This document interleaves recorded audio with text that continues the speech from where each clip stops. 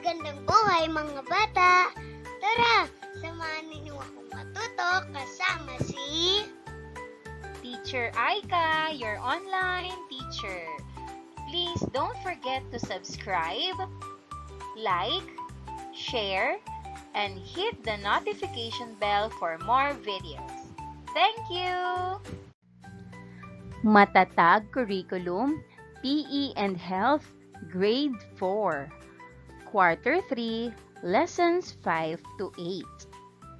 Our topic for today is about physical activity participation, rhythmic activities, and dances. This is Teacher Aika, your online teacher. Let's start! Learning competency. Engage actively in different rhythmic activities and dances for improving one's movement competence and physical activity participation. Objectives. First, identify the dance elements. Second, identify non-locomotor movements. Third, apply the dance elements in performing movements, skills, and Philippine folk dance steps in 2/4 time signatures. Fourth, participate in rhythmic and physical activities for active and healthy living. Contents. First, physical activity participation, rhythmic activities and dances. Second, suggested activities, dance exercise, example, DepEd Galaw Pilipinas movement.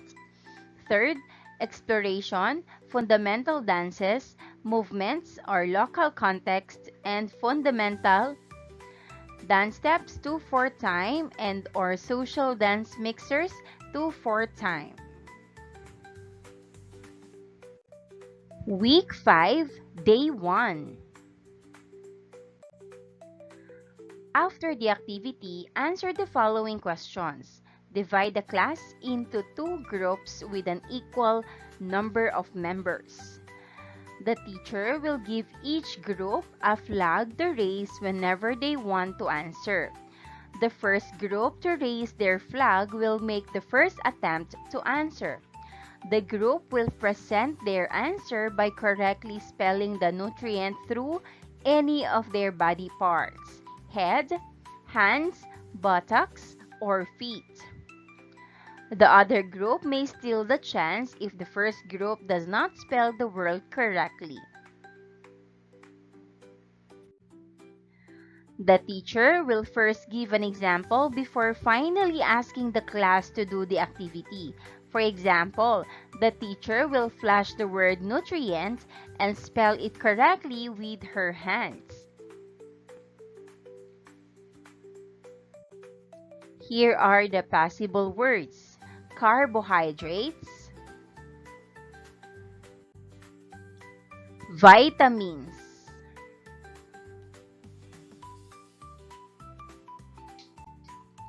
squash,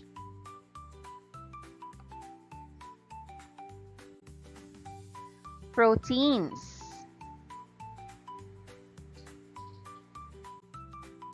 fruits,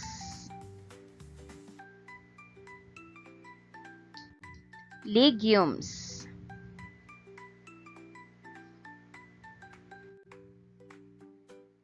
hydration, minerals,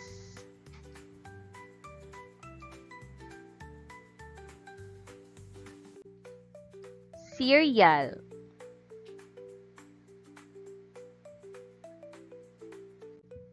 carrots.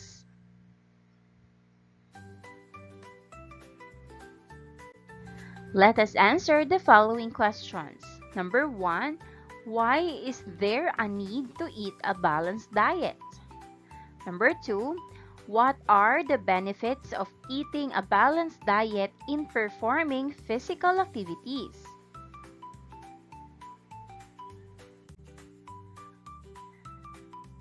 What are the dance elements? What are non-locomotor movements? What are examples of 2/4 time Philippine folk dance steps? Activity word completion. Procedure. First, divide the class into two with an equal number of members. Second, ask the students to be with their group mates and complete the words to be flashed or posted on the board. Third, the group that will complete the greatest number of words will win the game.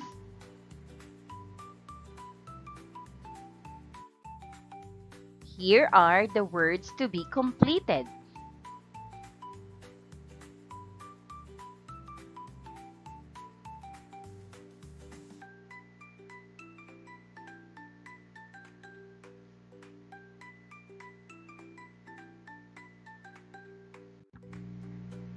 Here are the answers. 1. Space. 2. Body. 3. Action. 4. Time. 5. Energy. 6. Race. 7. Clap. 8. Cross. 9. Heel and toe change step. 10. Touch step. 11. Close step. 12. Cut step. 13. Point step. 14. Gallop step.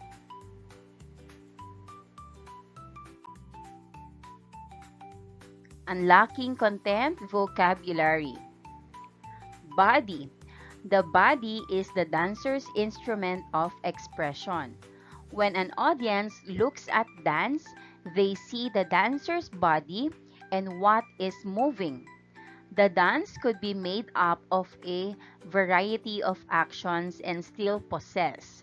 It could use the whole body or emphasize one part of the body. Exploring body shapes and movement actions increases our awareness of movement possibilities.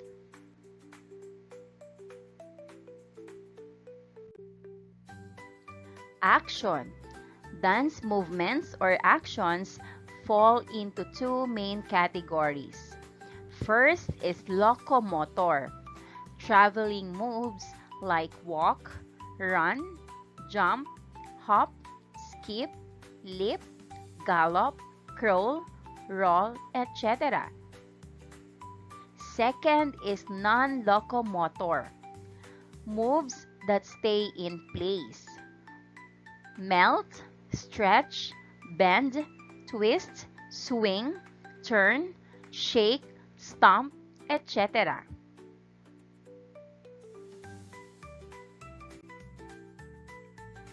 Space. This is where the dance takes place. Is the dance expansive, using lots of space, or is it more intimate, using primarily personal space? An exploration of space increases the awareness of the visual design aspects of movement.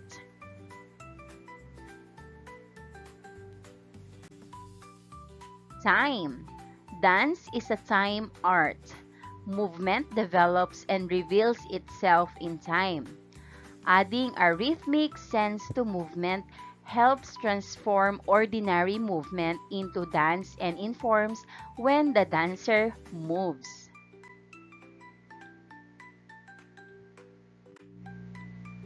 Energy. An exploration of how a movement is done rather than what. It gives us a richer sense of dance as an expressive art. A dancer can walk, reach for an imaginary object, and turn, making these movements look completely different by changing the use of energy.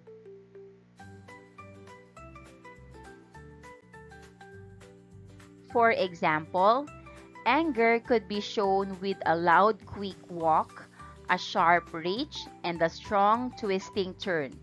Happiness could be depicted by using a delicate gliding walk, a gentle reach out, and a smooth light turn. Energy is what brings the dancer's intent or emotion to the audience. The element of energy is sometimes called efforts or movement qualities.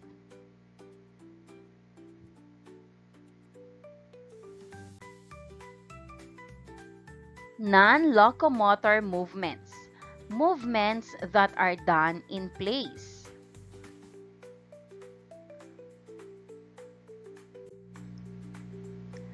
Two-fourth times signature dance steps and movements. Dance steps and movements that are done with 2 beats in every measure.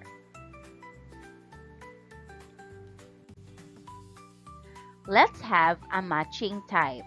Match column A with column B. Write the correct answer in the space before the number.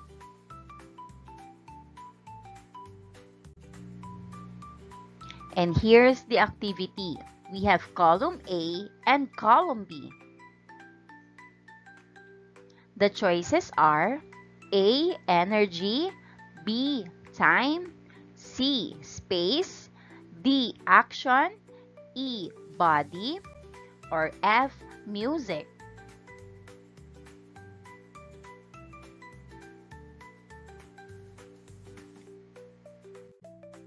Let's answer. Number 1, this is the main tool of the dancers in dancing. The answer is letter E, body.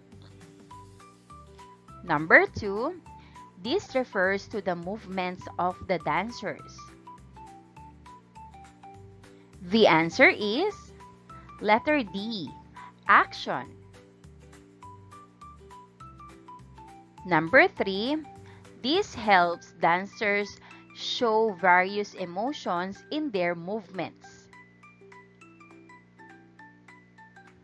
The answer is letter A, energy. Number 4, this dictates how fast a movement may be done by the dancers. The answer is B, time. And number 5, this refers to the area where the dancers dance. The answer is letter C, space.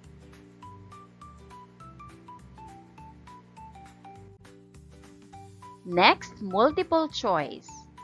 Choose the letter of the correct answer. Write your answer in the space provided before the number.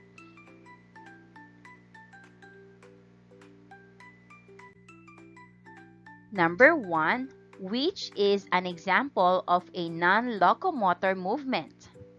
A, bending, B, skipping, C, leaping, or D, walking. The answer is letter A, bending.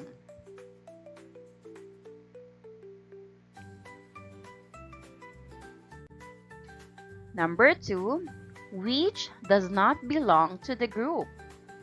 A, swaying, B, hopping, C, jumping, or D, running. The answer is letter D, running. Number 3, which does not belong to the group? A, cross, B, race, C, clap, or D, gallop. The answer is letter B, race.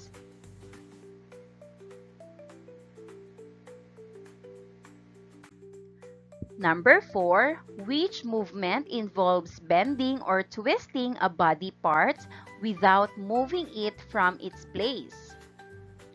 A, jumping, B, stretching, C. Swinging, or D. Spinning?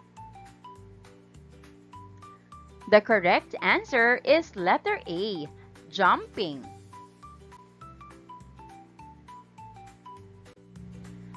Number 5.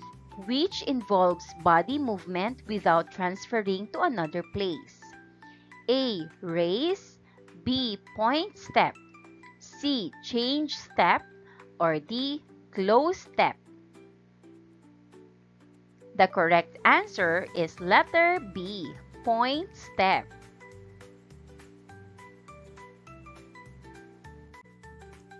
Week 5, Day 2. Subtopic number 1. Dance elements. How to execute the fundamental dance position of the arms and feet in folk dancing applying the dance elements. Folk dancing is an expression of culture. Folk dancing is an essential part of our culture and a way to pass down traditions from one generation to the next. So we should study and learn it. The ability to pick up the proper way of performing a folk dance is a clear sign that the culture is still alive and well. The learners need to start with this because it acts as a starting point for training. Because the exercise offers 5 different positions for you to practice and perform step by step. It helps improve memory. It also facilitates dancers' timing and coordination exercises.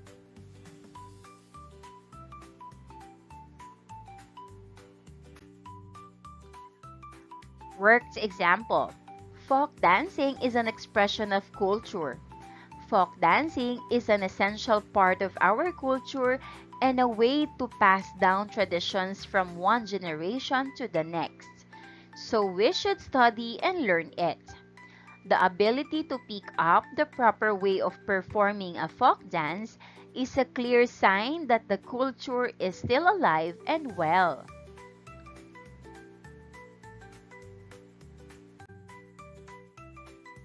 Fundamental arm and feet positions.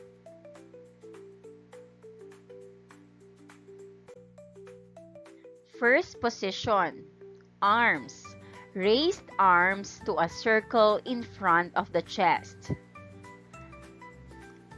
Feet.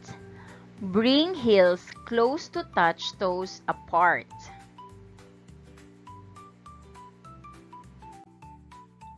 Second position, open up arms sideward, raised below shoulder level with a graceful curve. Feet, bring feet apart sideward.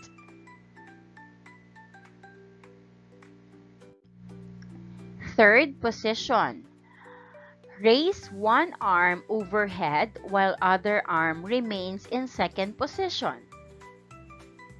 Feet, bring the heel of the one foot to touch the instep of the other foot.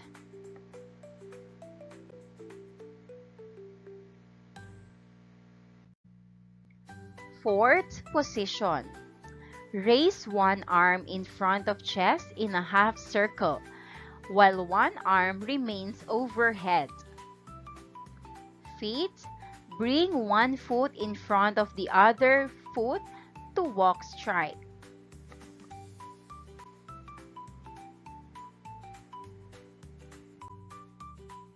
Fifth position, raise both arms overhead in a graceful curve. Feet, bring the heel of one foot to touch the toe of the other.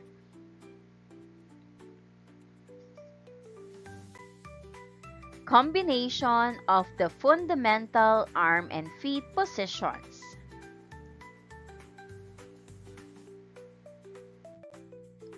First position, arms, both raised forward in a circle in front of chest with the fingertips about an inch apart.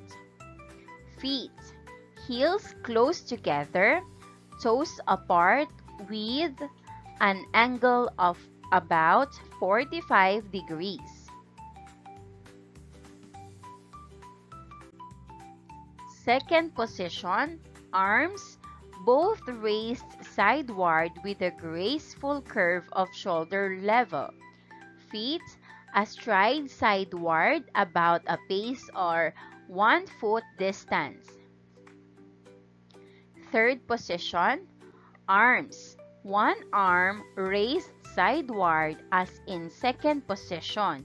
Other arm raised upward. Feet, heel of one foot close to instep of the other foot.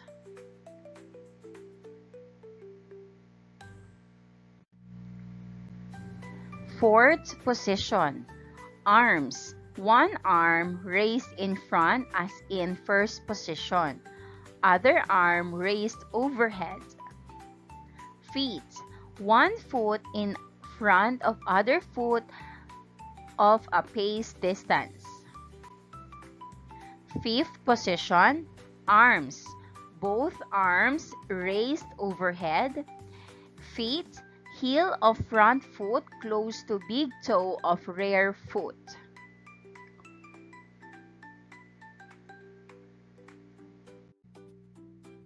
Lesson activity, Activity A, practice and return demonstration of the fundamental arm and feet positions. First, divide the class into 5 groups with an equal number of members. Second, give time to the students to practice the fundamental arm and feet positions and the combination of the arm and feet positions. Third, with a 2/4 time signature folk dance music, let the students present the fundamental arm positions, feet positions, and the combination of the arm and feet positions.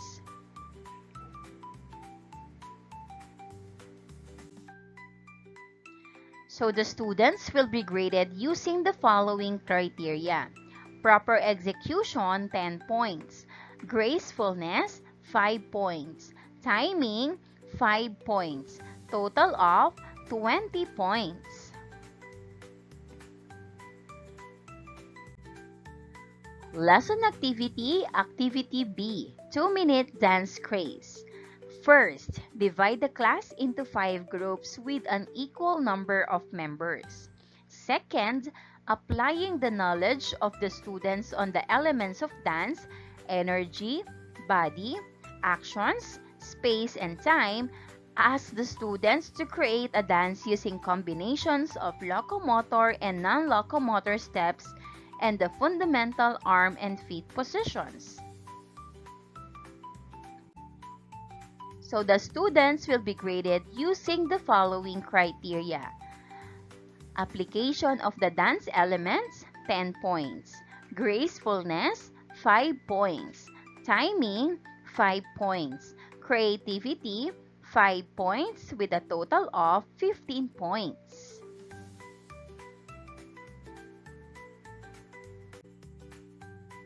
Week 6, Day 1.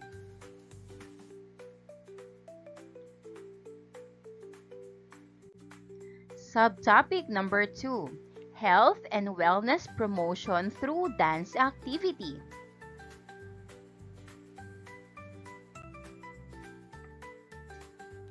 What is the history of Tiklos?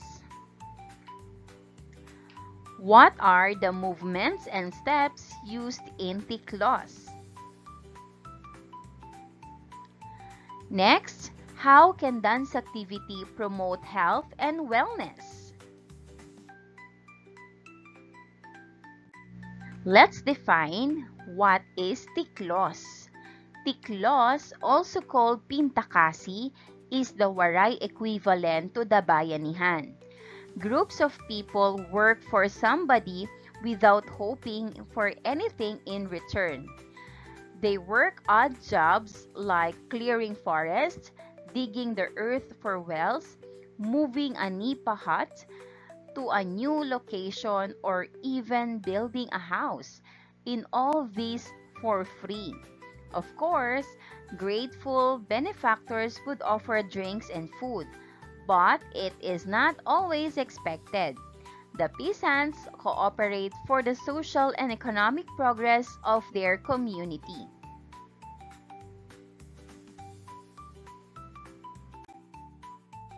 Tiklos is a native peasant dance of Leyte. Very early in the morning, the leader of the Tiklos beats the tambora, a kind of drum made from a hollow trunk of a tree with a carabao ride head. Next comes sound of the subing or bamboo flutes, and the gimbala, small snare drum with a head of a parchment made from the skin of a wild cat.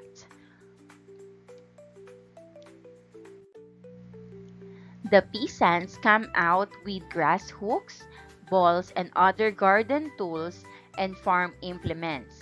Led by the band, they march together to work in the fields.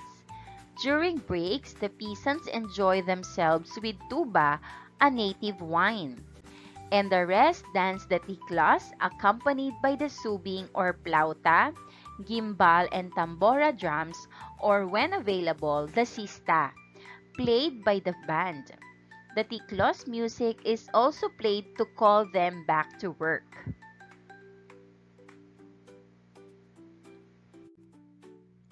Demonstration of the dance movements and steps. Tiklos.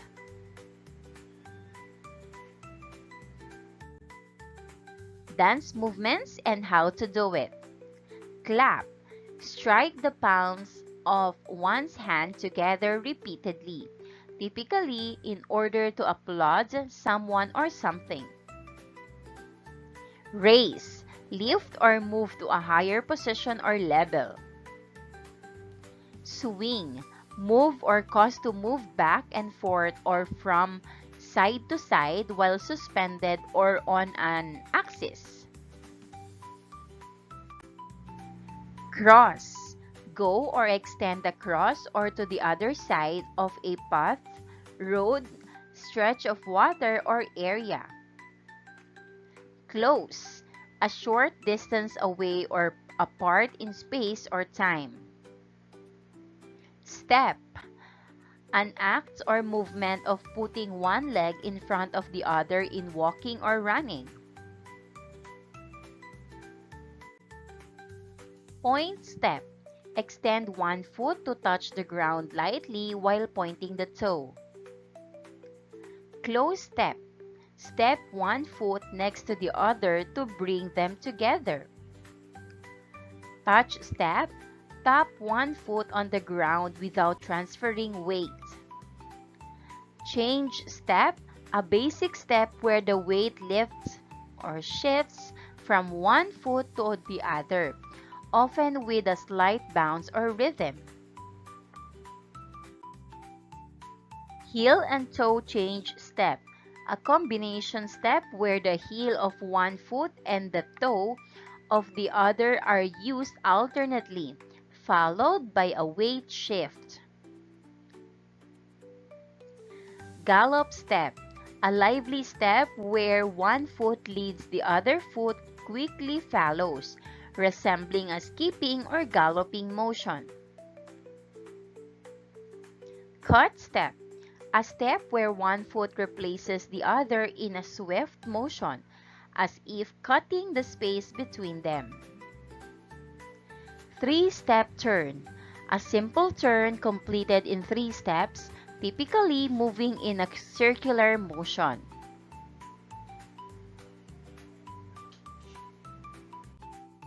Activity number 2, rhythmic activities, circuit folk dance. Directions. First, the class will be divided into 3 groups. Create 3 equal rows. Second, each group will go to their assigned starting station. Station 1, point step, close step, and change step. Station 2, touch step, cut step, and gallop. Station 3, heel and toe change step, 3-step turn.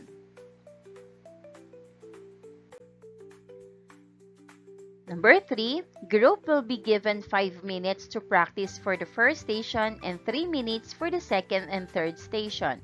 The teacher will blow a whistle to start and whistle again to transfer to another station.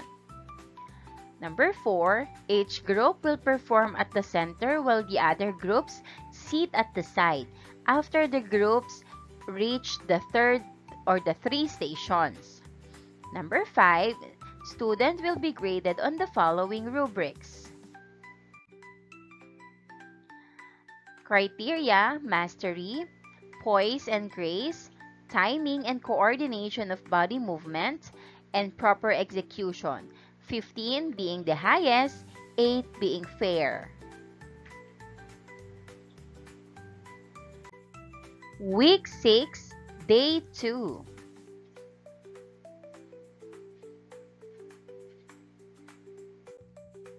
Lesson Activity A, Folk Dance Demonstration. Procedure. The teacher will demonstrate the dance to the students. Figure 1, heel and toe change. 1 to 4, partners face front, beginning right, dance to heel and toe, change steps forward.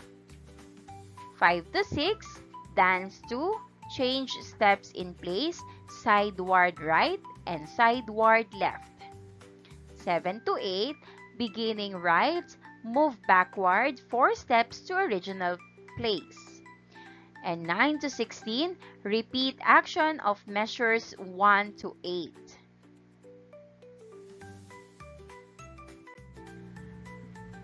Figure 2, rock and gallop.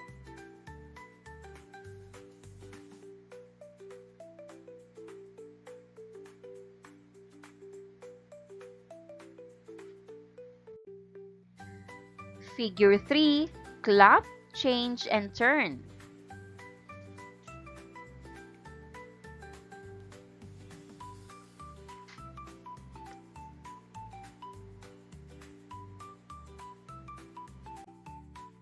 Figure 4, touch and jump.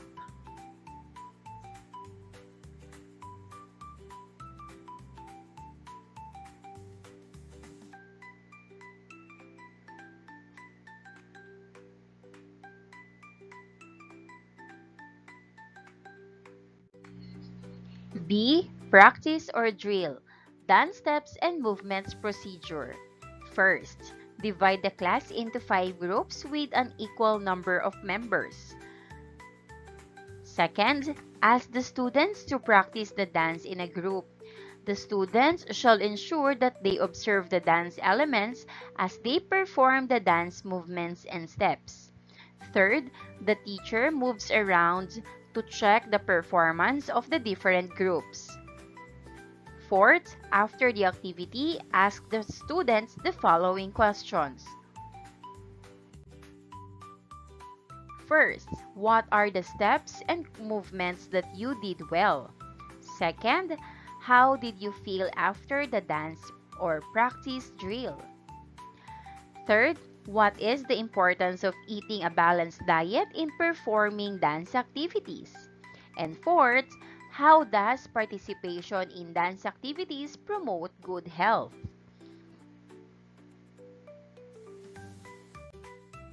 Importance of eating a balanced diet in performing dance activities. Health benefits of dancing. Dancing can be a way to stay fit for people of all ages, shapes, and sizes. According to Better Health of 2013, it has a wide range of physical and mental benefits, including the following. First, improved condition of your heart and lungs. Second, increased muscular strength, endurance, and motor fitness. Third, increased aerobic fitness.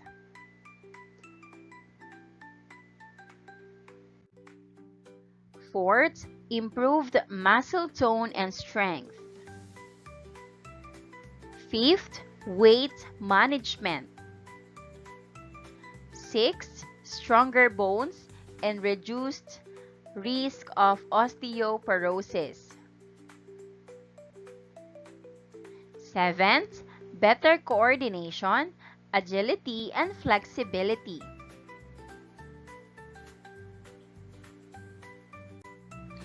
Eighth, improved balance and spatial awareness. Ninth, increased physical confidence. 10th, improved mental functioning. 11th, improved general and psychological well-being. 12th, greater self-confidence and self-esteem. 13th, better social skills. Learners' takeaways, infographics. Create infographics of the summary of what you learned in the third quarter. Students may use any kind of platform to create infographics. For example, via online Canva, PowerPoint, or any. Or students may draw. Students may start the infographics with the following topic. A. Fundamental dance position. B. Tiklos. And C. Health benefits. The following rubrics will be used for grading. Rubric for infographic project. Graphics relevance, content accuracy, attractiveness, mechanics, and grammar. 4 points being the highest and 1 point being the lowest.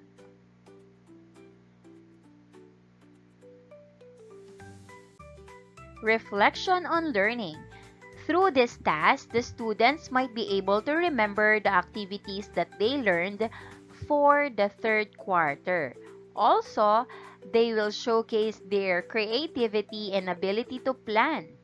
They can use both images and text in a visual format to explain concepts. Formative Assessment Practical Test 1. Each student will execute the fundamental dance position of the arm and feet accompanied by music. They will be graded with the following rubrics.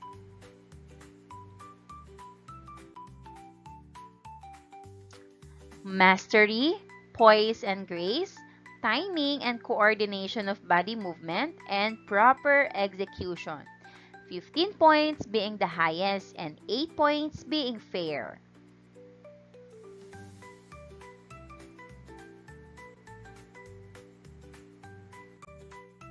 Formative Assessment Practical Test 2. Each student will execute the 2/4 times signature dance steps accompanied by music. Number 1, touch step. Number 2, point step. Number 3, close step. Number 4, cut step. Number 5, gallop step. Number 6, heel and toe change step. And number 7, change step.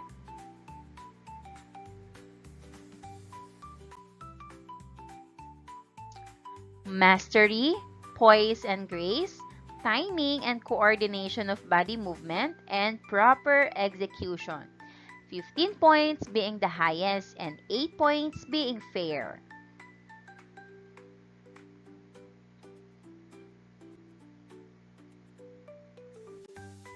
And that wraps up today's lesson.